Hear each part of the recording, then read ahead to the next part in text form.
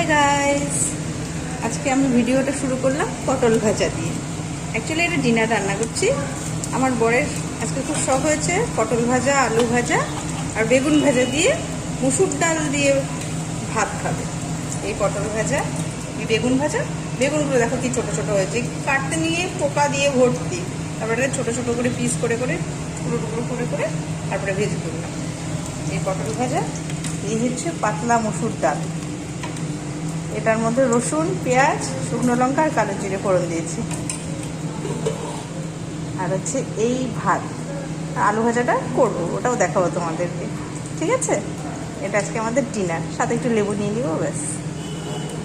ভাত, এই হচ্ছে ডাল, এই বেগুন ভাজা, এই পটল ভাজা। আমার চ্যানেলটাকে প্লিজ সাবস্ক্রাইব করে দিও, প্লিজ প্লিজ।